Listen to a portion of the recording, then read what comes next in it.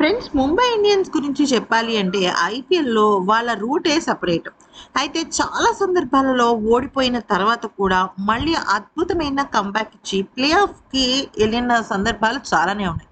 ముఖ్యంగా ప్లే ఆఫ్‌కి వెళ్ళాలి అంటే 16, 18 పాయింట్లు ఉండాలి పాయింట్ల పట్టికలో. కానీ చాలా సందర్భాల్లో ముంబై ఇండియన్స్ జట్టు 14 పాయింట్లతోనే ప్లే ఆఫ్‌కి వెళ్ళింది.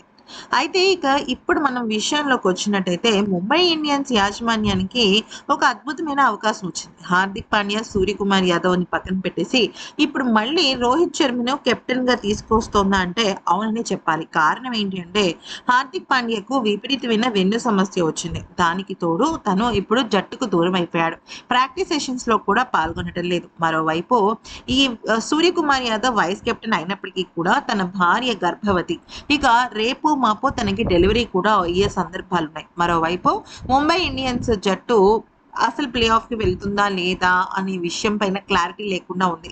నిజం చెప్పాలి అంటే ఆల్మోస్ట్ ఈ సీజన్‌లో ముంబై ఇండియన్స్ జట్టు ప్లే ఆఫ్ నుంచి వెళ్ళిపోయినట్టే. కానీ ముంబై ఇండియన్స్ జట్టులో ఒక హీరో ఉన్నాడు. అతనే రోహిత్ శర్మ. అతను గనక మ్యాజిక్ చేశాడంటే ఖచ్చితంగా ప్లే ఆఫ్‌కి వెళ్ళే అవకాశాలు లేకపోకుండా లేవు. అయితే రాయ్‌పూర్‌లో జరిగిపోయే కీలకమైన పోరులో హార్దిక్ ఆడకపోవడం జట్టుకు ఒక పెద్ద ట్విస్ట్ అనే చెప్పాలి. కానీ ఇక్కడ మ్యాటర్ ఏంటంటే రోహిత్ శర్మ ఒక్కడే నిలదొక్కుకోవచ్చు. హార్దిక్ అలాగే సూర్య ఇద్దరూ లేకపోయినప్పటికీ కూడా ఒక్క రోహిత్ శర్మే జట్టును మొత్తం నడిపించడానికి సిద్ధంగా ఉన్నాడట. అందుకనే ఇప్పుడు రోహిత్ శర్మని కెప్టెన్ చేయబోతున్నారు. నిజానికి రోహిత్ శర్మ తిలక్ వర్మని కూడా కెప్టెన్ చేసే అవకాశాలు ఉన్నాయి కదా! తననెందుకు చేయటం లేదని అడిగారు. కానీ తిలక్ వర్మ ఇప్పుడిప్పుడే తన బ్యాటింగ్‌లో కొంచెం పుంజుకుంటున్నాడు. అదే సమయంలో తనకి గనక కెప్టెన్సీ అదనపు భారం గనక ఇస్తే ఖచ్చితంగా తను తడబడతాడు. అందుకనే రోహిత్ శర్మే కరెక్ట్ ఈ ఈ స్థానానికని అర్థమవుతోంది.